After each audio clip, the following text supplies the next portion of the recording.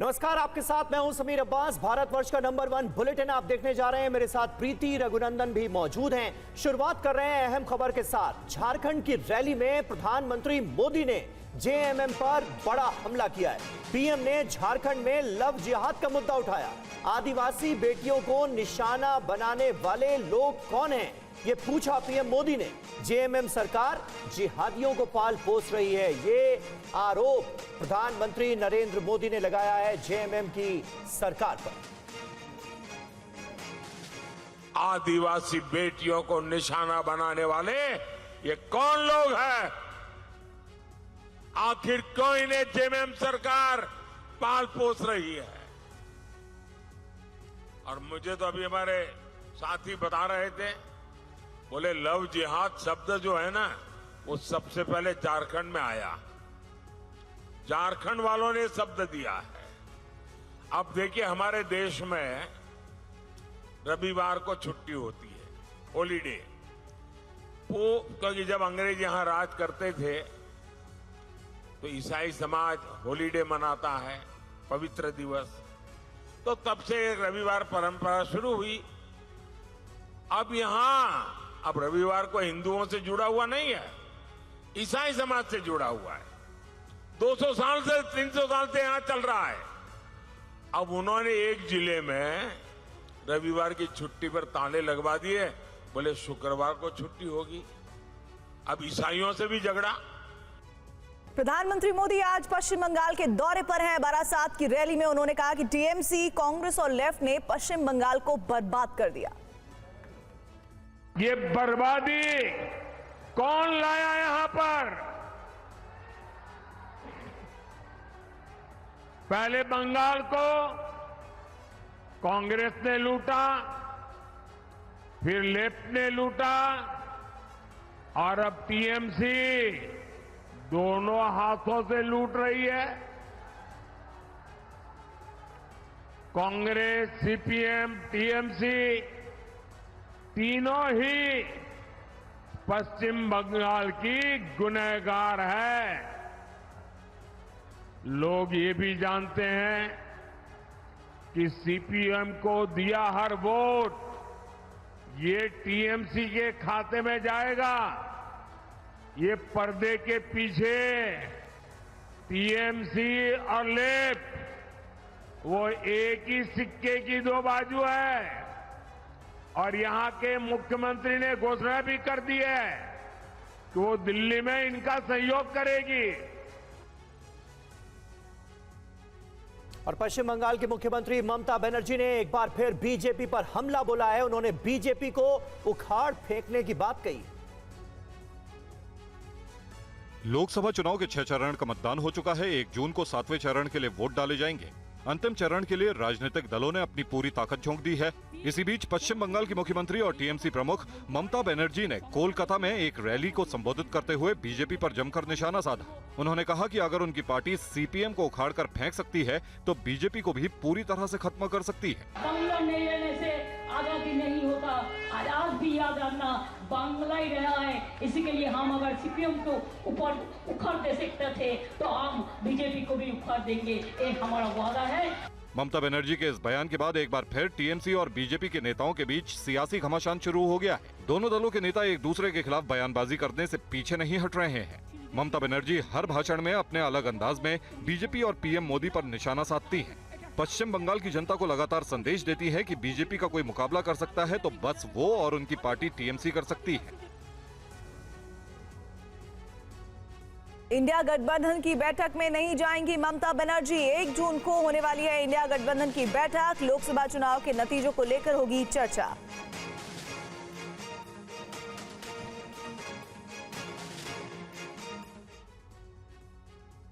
1 जून को लोकसभा चुनाव के लिए 7वें और आखिरी दौर का मतदान है। इसके बाद इंडिया गठबंधन के सहयोगी दल बैठक करने वाले हैं।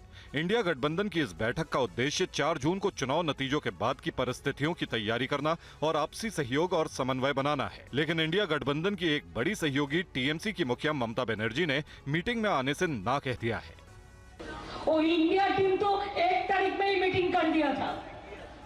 मैंने बोला देखो 1 तारीख मैं नहीं जा सकती हूँ कि हमारा इधर में 10 सीट का चुनाव है। तो तो हम कैसे छोड़ के चले जाएगा? एक साइड में साइक्लोन रिलीफ सेंटर और एक साइड में इलेक्शन, हमको सब कुछ करना पड़ेगा।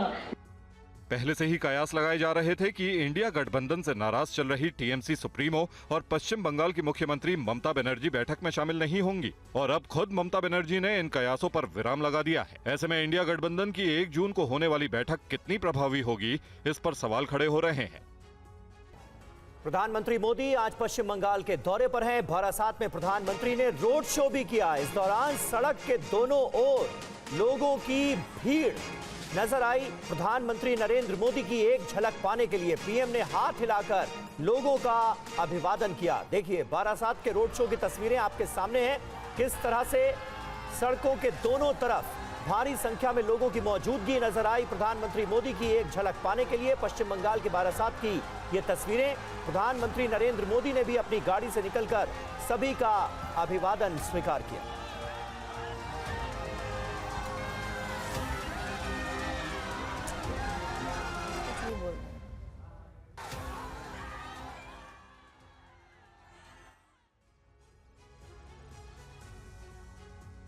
एक न्यूज एजेंसी को दिए इंटरव्यू में प्रधानमंत्री ने विपक्ष पर बड़ा हमला बोला। प्रधानमंत्री ने कहा कि विपक्ष ने उन्हें इतनी गालियां दी है कि अब वो गाली प्रूफ हो गए हैं।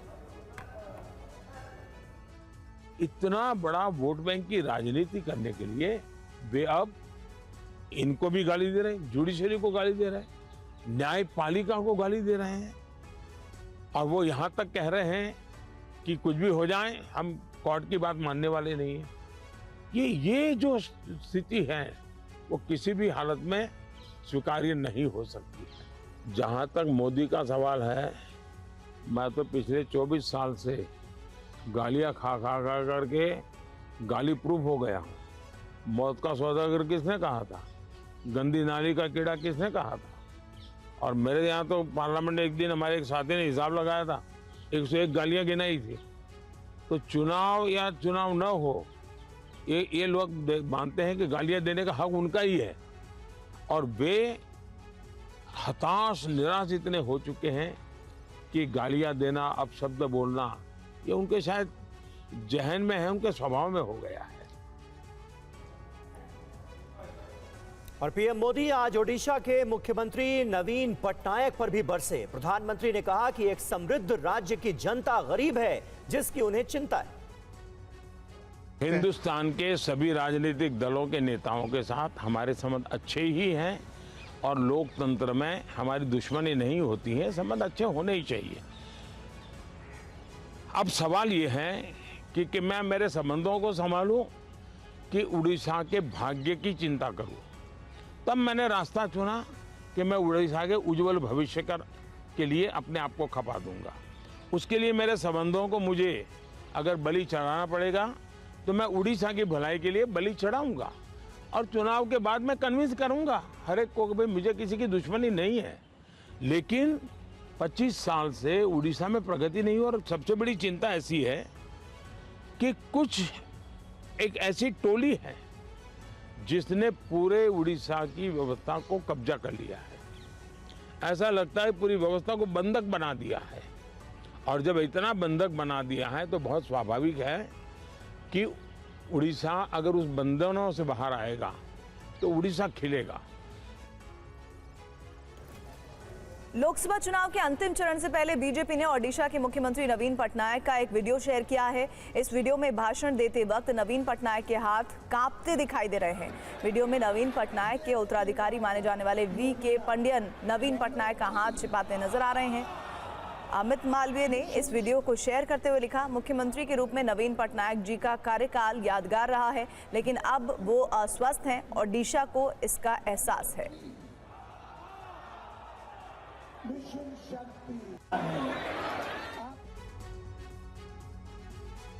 और आरजेडी अध्यक्ष लालू यादव ने पीएम मोदी के बारे में भविष्यवाणी की है। क्या कहा लालू यादव ने, इस रिपोर्ट में देखिए। 4 जून को लोकसभा चुनाव के नतीजे आने से पहले ही आरजेडी अध्यक्ष लालू प्रसाद यादव ने पीएम मोदी के बारे में भविष्यवाणी कर दी है। लालू ने दावा किया है कि इस बार महागठबंधन की सरकार बनने वाली है और मोदी जाने वाले हैं। वो तो मोदी जी को पता लग जाएगा रिजल्ट के बाद पता चला। हाँ, रिजल्ट के बाद पता लग जाएगा। मोदी गए जी सर, मोदी गए। अब मोदी बोल रहे हैं कि हम अवतार हैं, अवतार पैदा किए हुए नहीं है, अवतार हैं। लालू यादव के इस बयान से बिहार में सियासी घमासान शुरू हो गया है। पटना साहिब से बीजेपी प्रत्याशी रविशंकर प्रसाद ने लालू पर पलटवार किया है। लालू यादव तो अपने बारे में बहुत प्रेडिक्शन करते थे, वो कहाँ चले गए 12 साल के लिए, मालूम है ना। जनता साथ में है, उन लोग दिन में सपने देख रहे हैं, देखने दीजिए। लालू यादव आज पाटलिपुत्र लोकसभा सीट से पार्टी उम्मीदवार और अपनी बड़ी बेटी मीसा भारती के लिए चुनाव प्रचार करने निकले थे। इस दौरान लालू यादव फुलवारी शरीफ के इमारत शरिया भी पहुंचे और मुस्लिम धर्म गुरुओं से मुलाकात की। पाटलिपुत्र में 1 जून को 7वें और अंतिम चरण में मतदान है। केंद्रीय गृह मंत्री अमित शाह ने ओडिशा के भद्रक में चुनावी जनसभा को संबोधित किया। उन्होंने नवीन पटनायक पर केंद्र सरकार की योजनाओं को अपना बताने का आरोप लगाया। ये नरेंद्र मोदी सरकार है ना, वो चावल वाली सरकार है। कैसी सरकार है? जोर से बोलो, कैसी है? और ये नवीन बाबू की सरकार जो है, ये झोले वाली सरकार है। मोदी जी चावल बेचते हैं, नवीन बाबू ऊपर अपना झोला लगाने का काम करते हैं। अरे नवीन बाबू, झोले से गरीब का पेट नहीं भरता, झोले की जगह 5 किलो चावल आप भी दे देते तो मेरे गरीब भाइयों बहनों का भला हो। नरेंद्र मोदी जी घर बनाकर देते हैं और ये कहते हैं बीजू आवास योजना। भाइयों बहनों, नरेंद्र मोदी जी ने आयुष्मान भारत योजना लागू की है, इसका भी अमल उड़ीसा के अंदर नहीं हो रहा है। और प्रधानमंत्री नरेंद्र मोदी 1 जून को होने वाले आखिरी चरण के मतदान से पहले कन्याकुमारी जाएंगे। खबर है कि PM Modi Vivekananda rock memorial में पूरे दिन मेडिटेशन करेंगे। सूत्रों से मिली जानकारी के मुताबिक पीएम मोदी 30 मई की रात कन्याकुमारी पहुंचेंगे और अगले दिन यानी 31 मई को वे विवेकानंद रॉक मेमोरियल जाएंगे। पीएम मोदी 31 मई को पूरे दिन रॉक मेमोरियल पर ध्यान कर सकते हैं। 1 जून को लोकसभा चुनाव के अंतिम चरण का मतदान होना है। वाराणसी में भी वोटिंग 1 जून को ही होनी है और इससे एक दिन पहले पीएम ने ध्यान योग का प्लान बनाया है। पीएम मोदी 30 मई को सुबह 11 बजे पंजाब के होशियारपुर में चुनावी सभा को संबोधित करेंगे। उसके बाद उनका तमिलनाडु जाने का कार्यक्रम है, जहां वे रात्रि विश्राम करेंगे। पीएम के आधिकारिक कार्यक्रम में 31 मई और 1 जून का कार्यक्रम अभी जारी नहीं किया गया है, लेकिन सूत्रों के हवाले से जो खबर आ रही है उसके मुताबिक पीएम मोदी 1 जून को मतदान से पहले ध्यान योग करेंगे। कहा जाता है कि शिकागो यात्रा से पहले स्वामी विवेकानंद ने समुद्र में एक विशाल शिला पर ध्यान किया था और अब वहीं पर एक भव्य स्मृति भवन का निर्माण किया गया है, जिसे विवेकानंद रॉक मेमोरियल के नाम से जाना जाता है। गौरतलब है कि 2019 लोकसभा चुनाव के अंतिम चरण के मतदान के समय पीएम मोदी केदारनाथ गए थे, जहां उन्होंने रुद्र गुफा में ध्यान किया था। अब आपको 2 तस्वीरें दिखाते हैं। पहली तस्वीर 2019 की है, जो प्रधानमंत्री ने केदारनाथ में ध्यान किया था। अब वो 31 मई को कन्याकुमारी के विवेकानंद रॉक मेमोरियल में ध्यान करने वाले हैं। ये वही जगह है जहां विवेकानंद ने शिकागो दौरे से पहले ध्यान लगाया था।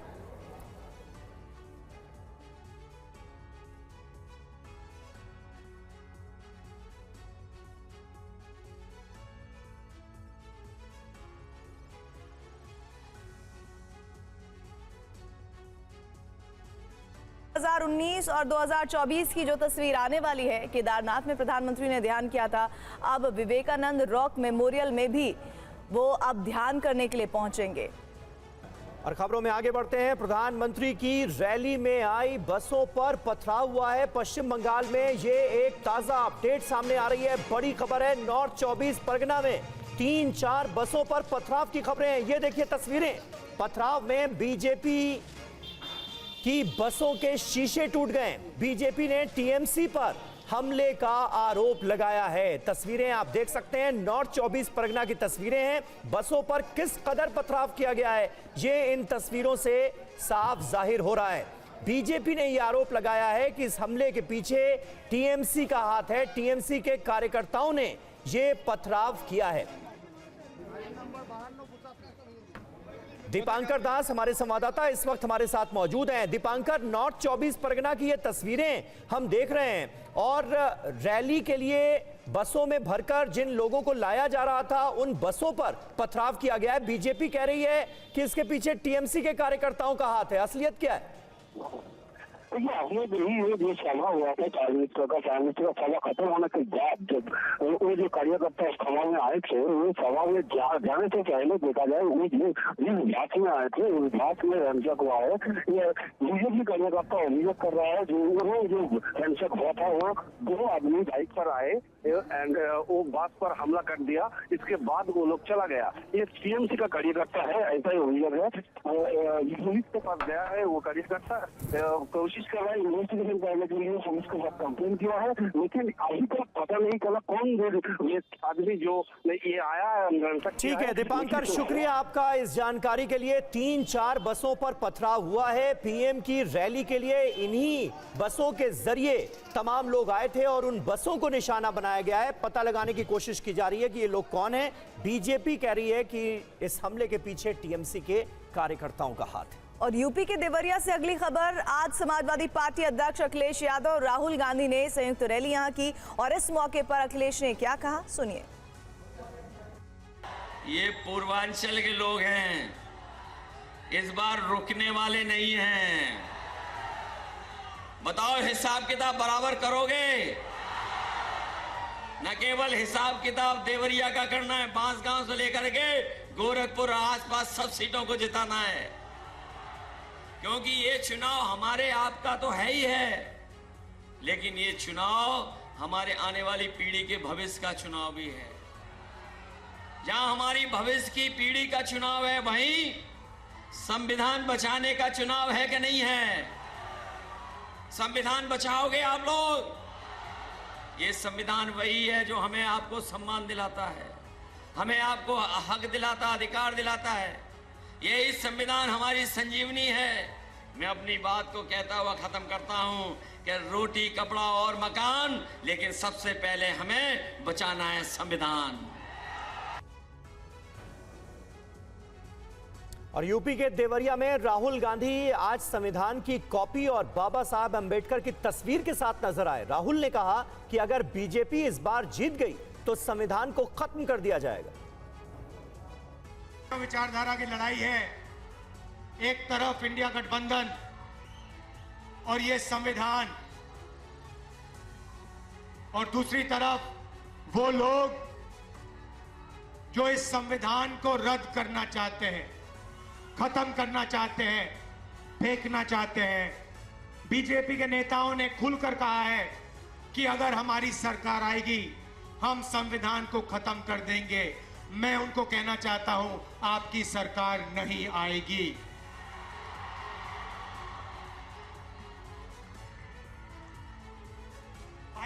भाइयों और बहनों, ये देखिए, ये अंबेडकर जी की फोटो है, इसको अच्छी तरह देखिए।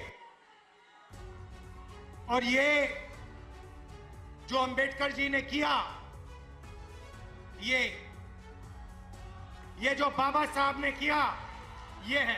और इधर दिल्ली में पानी बर्बाद करना अब पड़ेगा भारी। पानी बर्बाद करने पर कट सकता है चालान। दिल्ली की जल मंत्री आतिशी ने चेतावनी दी है। सावधानी से पानी का इस्तेमाल करने की अपील उन्होंने की है। यमुना नदी का जलस्तर घटने के बाद ये फैसला लिया गया है। जिसके पास पर्याप्त सप्लाई आ रही है उसको वो वेस्टफुली इस्तेमाल ना करें। कृपया करके अपनी गाड़ियों को खुली पाइप से ना धोएं। कहीं पर भी पानी की सप्लाई को, पानी को गाड़ियां धोने के लिए यूज़ ना किया जाए। ये बहुत वेस्टफुल यूज़ है पानी का और इसमें बहुत पानी वेस्ट होता है। आज भी मैंने देखा साउथ दिल्ली के कई रेजिडेंशियल एरियाज़ में कि लोगों के घरों के बाहर उनके ड्राइववेज में पानी बह रहा है गाड़ियों के धोने से। तो मेरी सबसे ये अपील है कि आप गाड़ियां ना धोएं। अगर अगले 1-2 दिन में इस पब्लिक अपील से काम नहीं चलता तो हो सकता है हमें एक्सेस यूज़ ऑफ वाटर का पर चालान भी लगाना पड़े। जीत भाटिया हमारे साथ जुड़ गए हैं। जीत, ये जो फैसला लिया गया है इसकी डिटेल तो करिएगा, लेकिन साथ ही साथ जो पानी का संकट दिल्ली में है इसको कैसे बेहतर करने की, दुरुस्त करने की कोशिश होगी? क्या इस प्रेस कॉन्फ्रेंस में इन बातों का भी जिक्र हुआ? बिल्कुल, देखिए सवाल भी उनसे पूछेंगे। जिस तरीके से उन्होंने बताया कि दिल्ली में जो यमुना का स्तर है 1 मई की अगर मैं बात करूं तो 674 जो फुट है वो दर्ज, लेकिन अभी अगर आज की बात करें तो 669 पहुंच गया है, यानी कि 5 फीट और नीचे चला गया है। तो ऐसे में जो पानी का उत्पादन है वो कम हो रहा है। इसके पीछे वजह ये बताई जा रही है कि हरियाणा से कम पानी छोड़ा जा रहा है और पानी का उत्पादन कम है। तो ऐसे में जो इलाके हैं कई, उन जगह पर पानी की सप्लाई बाधित हो रही है और कई जगह पर यह भी देखा जा रहा है कि 2 टाइम की सप्लाई की जगह 1 टाइम की सप्लाई की जाए। इसके पीछे वजह बता रही है। अब इसको दुरुस्त करने के लिए जो बोरवेल का पानी है, यानी कि जो पानी धरती से एक्सट्रैक्ट किया जाता है, उसको बढ़ाने की कोशिश की जा रही है। इसी को लेकर के जल मंत्री को अपील करनी पड़ी और साफ तौर पे कहा कि जहां फिलहाल पानी आ रहा है उसका दुरुपयोग ना करें। अगर इसका करते हैं, लोग अपील से नहीं मानते हैं, तो उनके ऊपर जुर्माना भी लगाया जा सकता है।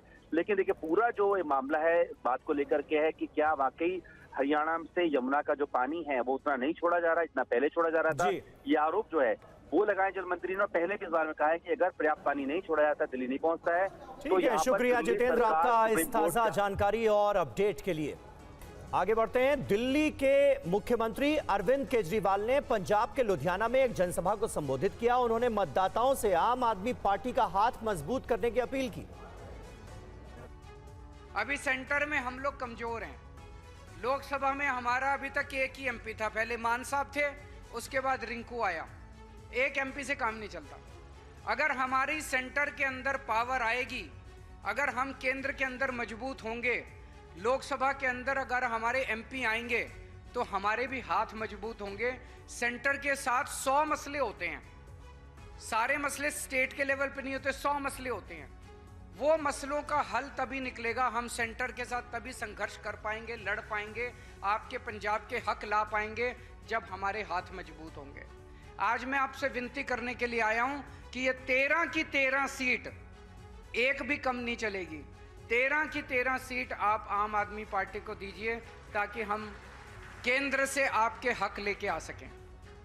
आप देख रहे हो देश के अंदर किस किस्म की तानाशाही चल रही है, पूरी गुंडागर्दी मचा रखी है इन लोगों ने।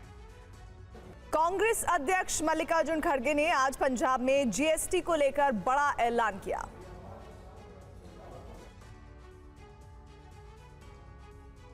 हर व्यक्ति पलायन करने को मजबूर है क्योंकि रोजगार के कोई नए साधन उपलब्ध नहीं है। डिमोनेटाइजेशन और गलत जीएसटी ने पंजाब के एमएसएमई जो स्मॉल मीडियम इंडस्ट्रीज की नुकसान यहाँ पर बहुत पहुँचा है। ये डिमोनेटाइजेशन और जीएसटी की वजह से हमारी सरकार आएगी तो हम इसको बहुत ही सिंपल बनाएंगे और जीएसटी खास करके जिस स्मॉल स्केल इंडस्ट्री चलने के लिए जो करना है वो हम अपने हिस्से करेंगे। 6 चरणों के मतदान के बाद बीजेपी इंडिया गठबंधन पर हमलावर है। बीजेपी प्रवक्ता सुधांशु त्रिवेदी ने बताया है कि 7वें चरण में गठबंधन की आखिर स्थिति है क्या। अब जो लोकसभा का चुनाव अपने अंजाम पे पहुंच रहा है, तो अब इंडी गठबंधन जो है उसका भी मुझे लगता है कि वो अपनी अंतिम तिलांजलि की तरफ बढ़ रहा है। क्योंकि इस अंतिम चरण के चुनाव परिणाम में यदि आप देखें तो जो मुख्य रूप से जिन 5 राज्यों में चुनाव हो रहा है, पंजाब, जहां इस इंडी गठबंधन के दल आपस में ही लड़ रहे हैं, आम आदमी पार्टी और कांग्रेस। हिमाचल प्रदेश, वहां इंडी गठबंधन था ही नहीं, हमारा और कांग्रेस का सीधा मुकाबला। उत्तर प्रदेश, वहां पे अगर आप देखें तो हमारा और समाजवादी पार्टी का मुकाबला और कांग्रेस वहां सेकंड फिडल रोल में। बिहार में जो इंडी गठबंधन था उसके सूत्रधार राष्ट्र की मुख्य धारा में पहले ही आ गए थे। अब आइए पश्चिम बंगाल में, तो वहां भी कांग्रेस और ममता बनर्जी एक दूसरे से लड़ रही हैं। पटना की रैली में बोले यूपी के सीएम योगी आदित्यनाथ, दिल्ली के सिंहासन पर राम भक्त ही राज करेगा। योगी आदित्यनाथ ने कहा, हमारे प्रधानमंत्री तो परम राम भक्त हैं।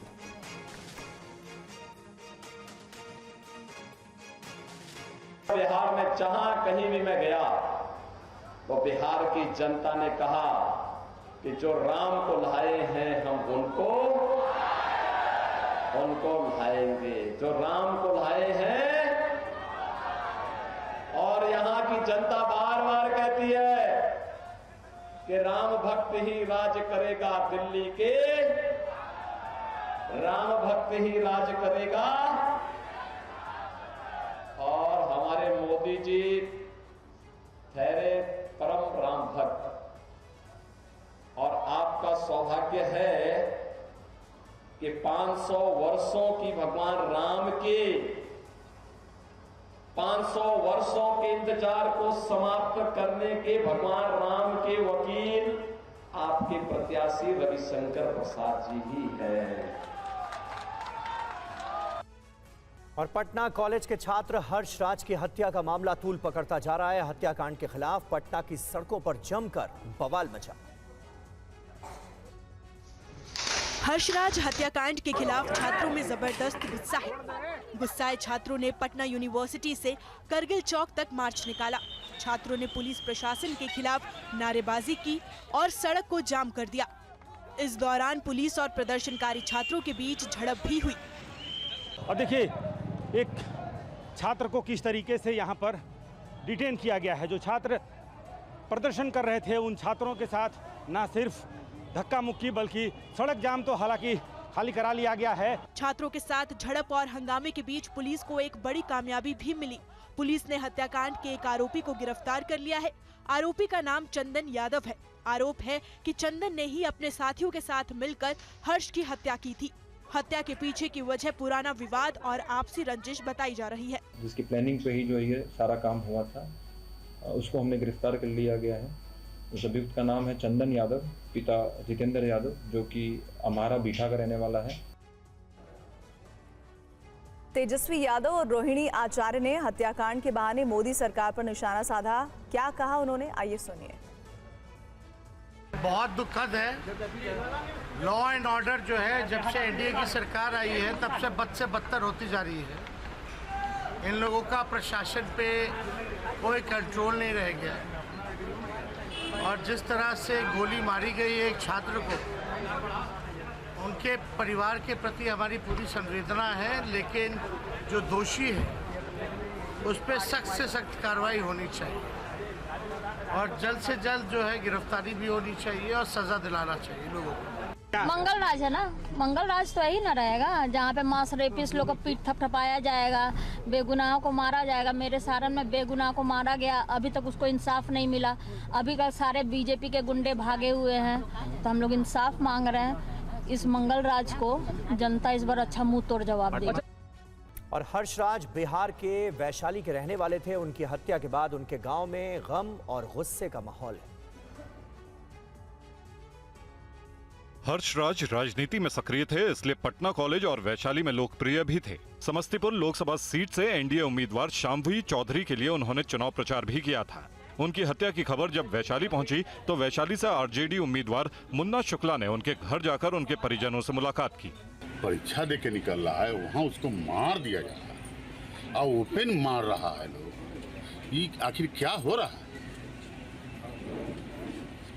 हम लोग सामाजिक रूप से इस मुद्दे को ले रहे हैं, अपना गिरभांस हम लोग दे रहे हैं गवर्नर साहब को। उसका प्रतिलिपि सभी जगह देंगे और उसका डिमांड करेंगे, इसका न्याय मिलना चाहिए। लोक जनशक्ति पार्टी की उम्मीदवार वीणा देवी ने भी मझोली गांव पहुंचकर हर्ष राज के परिजनों से मुलाकात की। बहुत निंदनीय घटना है, इस पर सरकार संज्ञान में ले और उसको कड़ी से कड़ी सजा दे, मौत के बदला मौत दे, वैसा सजा दे।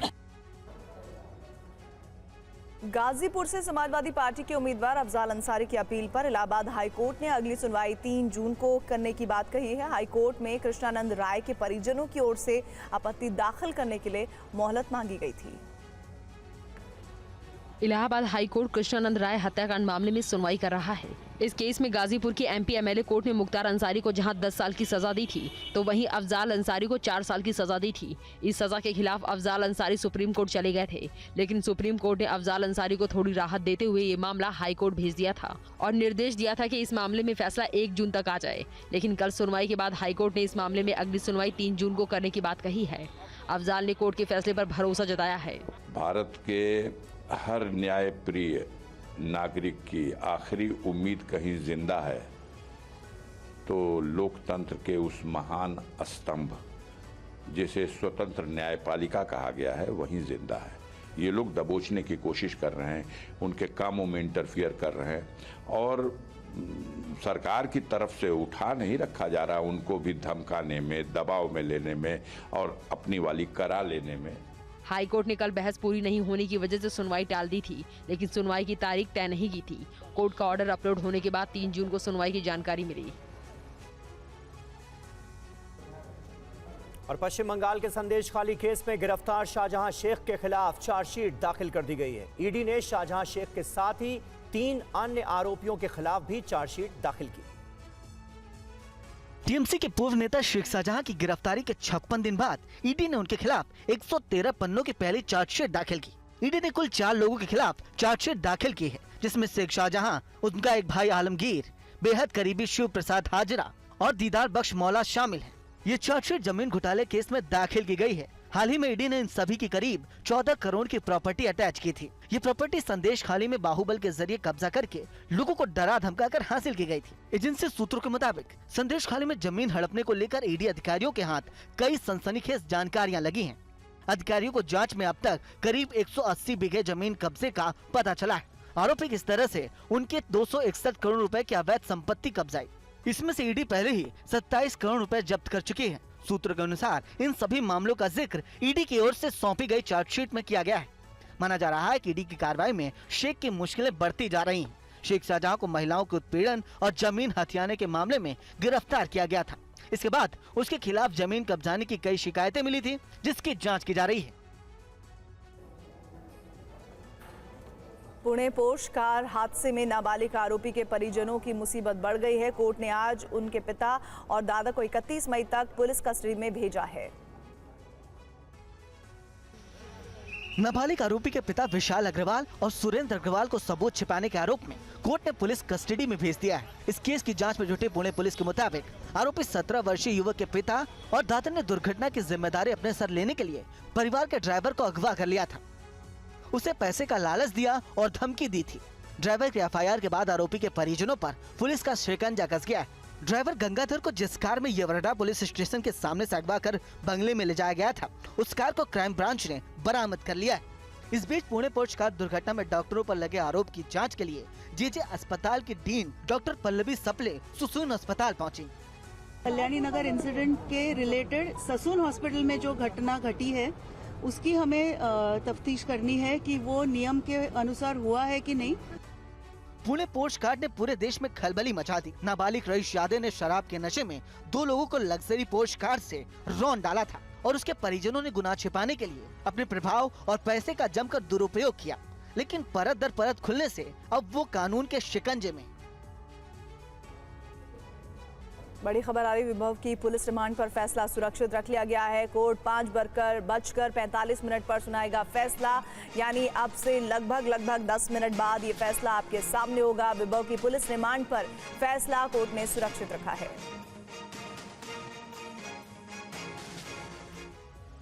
और फिलहाल वक्त एक छोटे से ब्रेक का हो गया, फौरन होते हैं हाजिर कुछ और अहम खबरों के साथ। कहीं ना जाइए।